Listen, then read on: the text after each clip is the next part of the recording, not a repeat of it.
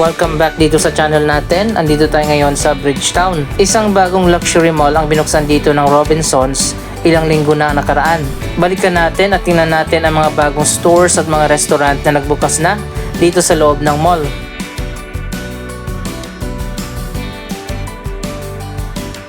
Ang Opus Mall ay tinayo dito sa may C5 sa Bridgetown West sa dulo na ng Quezon City.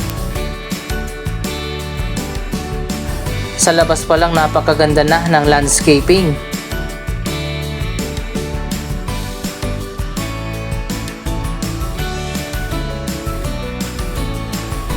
May walkway din dito sa gilid ng mall.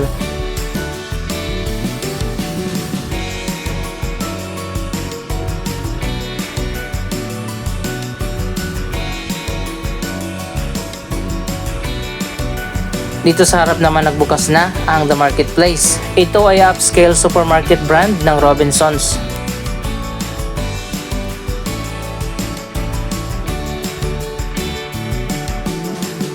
So ayun guys, dito naman tayo dadaan sa kabilang side. Noong grand opening, doon tayo dumaan sa pinaka main entrance.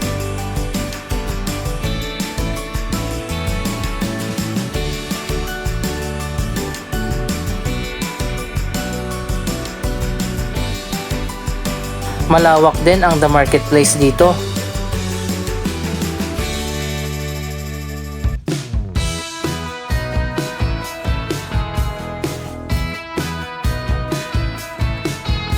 Andito na tayo sa atrium.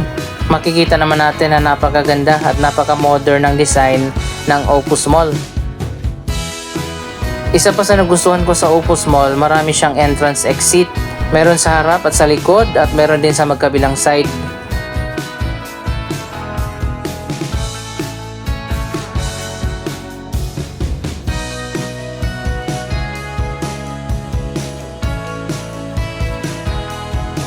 Ito pa lang ang second time na pagpasok natin dito sa loob ng mall. Noong grand opening ng Opus Mall, nasabi ko nga dati na para siyang podium mall, isang luxury mall sa Ortigas. Sa ngayon, sa muling pagpunta natin, yung ambience dito sa loob ay parang Shangri-La Plaza Mall.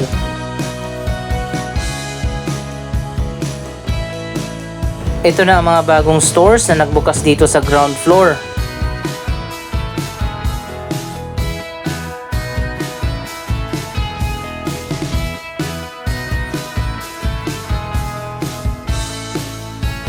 Pero majority ng mga stores, lalong-lalo na dito sa taas, ay coming soon pa at magbubukas pa lang soon.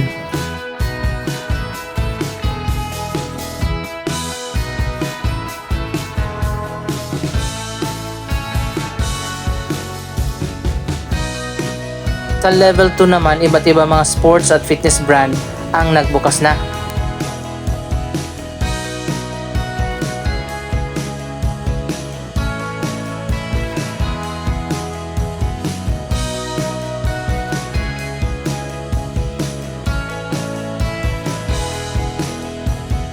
Dito pala sa level 3, magkakaroon ng iba't ibang mga arcade. Magkakaroon dito ng Space Show, Dave & Buster's, Party in the City, Toys R Us, at marami pang iba.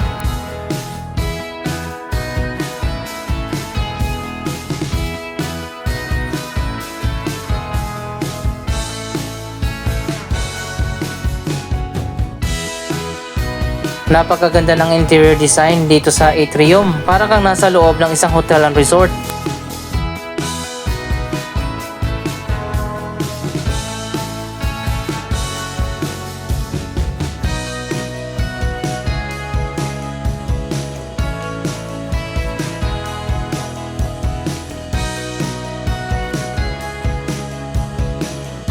Lalo na siguro kapag bukas na ang lahat ng mga stores dito. By December siguro open na lahat dito.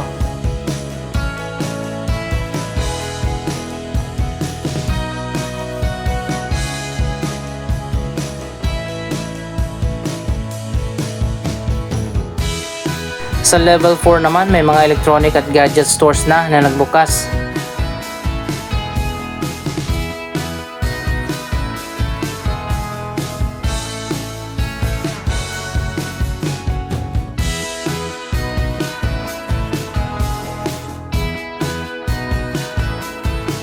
Meron pala ditong basement parking at elevated parking. Nasa 5 floors naman ang retail level at sa 6th floor naman ang Sky Garden at ang chapel. Mamaya pupunta tayo doon.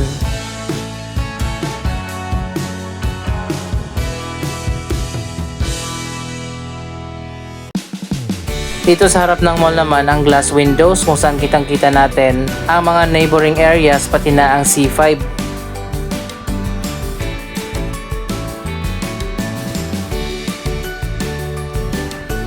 Nasa level 4 ang Robinsons Appliance Center.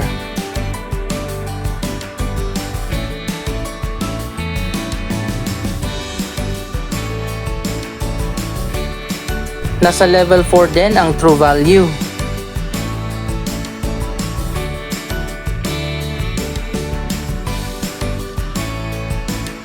Tatlong levels lang yung elevated parking. At dito sa level 4 at level 5, mas malawak na yung retail floor.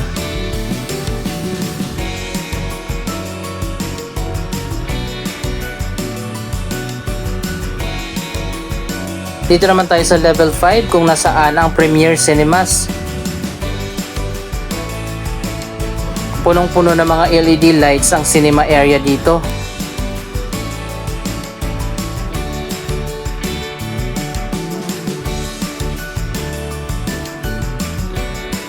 Meron pang separate na VIP cinema area.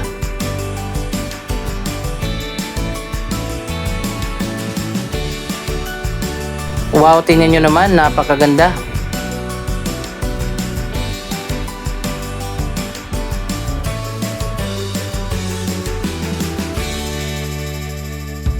Andito naman tayo sa other side ng mall, papunta doon sa food court. Karamihan dito ay sarado pa at coming soon pa yung mga stores na magbubukas dito.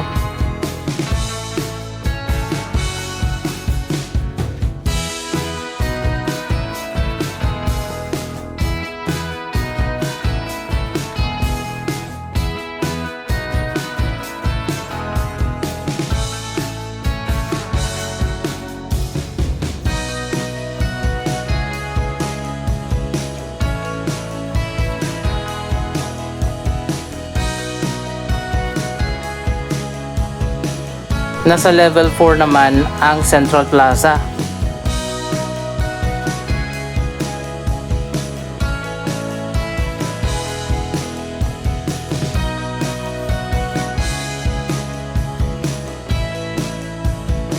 Dito naman sa taas ang Sky Garden at ang chapel.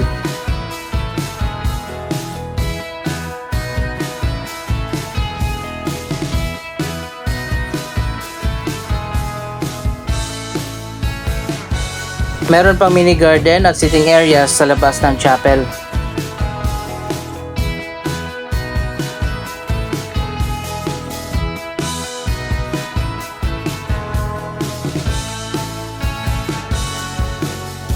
Napakaganda rin dito sa loob ng chapel.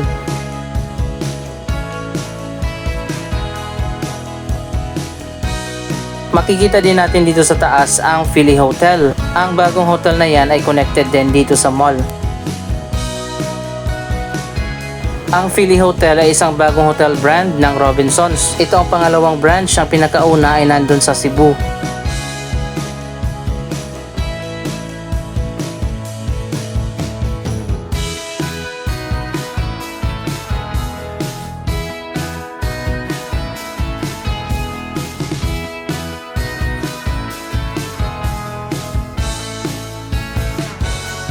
Dito sa taas, marami mga glass windows. Sana lang doon sa atrium, naglagay din sila ng glass na ceiling katulad sa mga SM Mall para mas maliwanag ang atrium.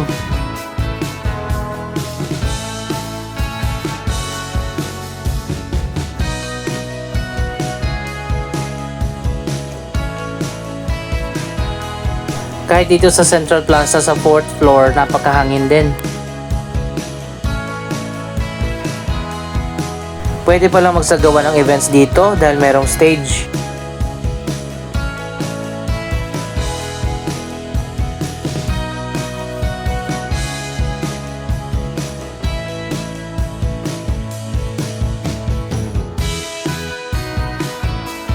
Nasa 4th floor ang food hall. Kapansin-pansin ang napakaganda na tiles.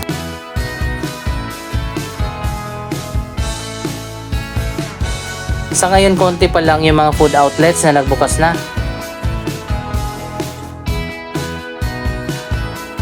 Napakaganda ng food court dito. Kaya pala ganito na ang interior design dito sa food hall. Connected na pala ito sa hotel.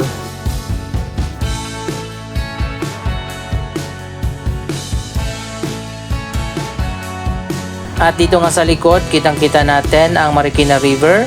Magkakaroon pa ng outdoor area dito sa likod ng mall.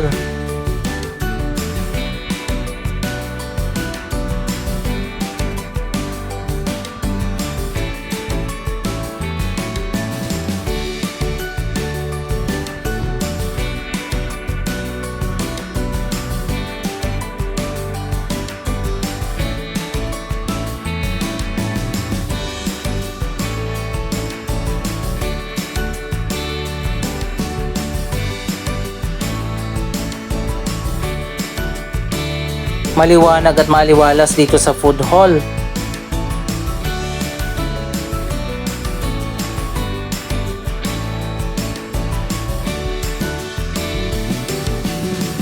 Puntahan naman natin yung mga areas na hindi pa natin napuntahan nung grand opening.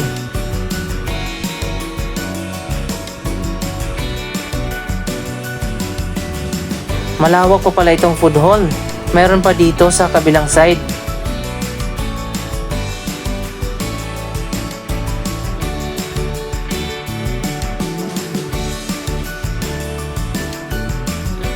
Dito naman sa likod, kitang-kita natin ang kabilang side ng Bridgetown. Yan ang Bridgetown East na sakop ng Pasig City.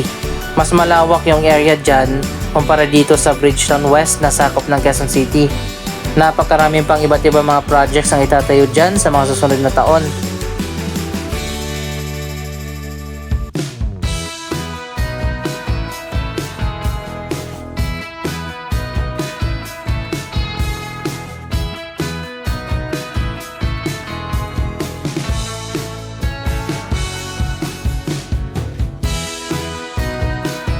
Siguro kapag bukas na yung mga food outlets dito, mas lalo nang luluwag ang food court. Sa ngayon kasi marami pang areas ang nakasarado.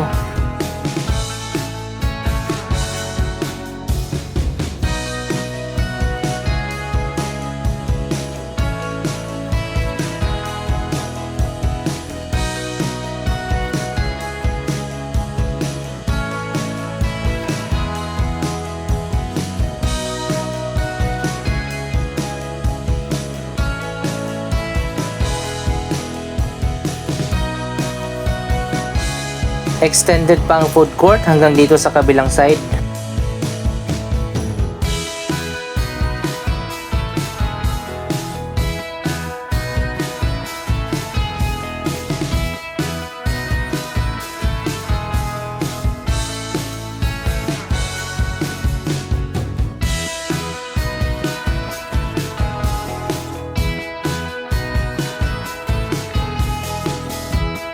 Sa kabuuan, maganda rin yung design ng mall. May open space katulad nitong Central Park at Sky Garden.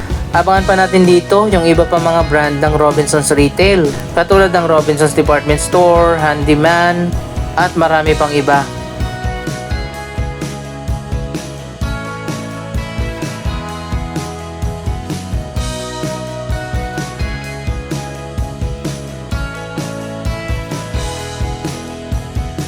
Ito yung pinaka-main na entrance na nakaharap sa C5.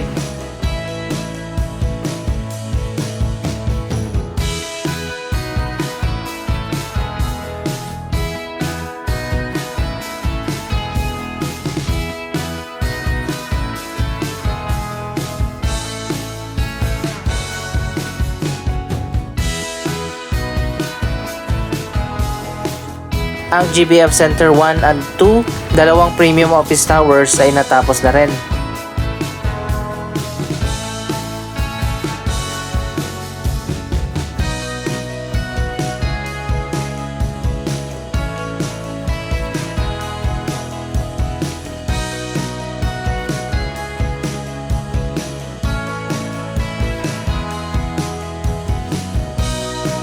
Anong masasabi nyo sa pinakabagong luxury mall ng Robinsons, ang Opus Mall? Mag-comment lamang dyan sa baba ng inyong mga reaksyon.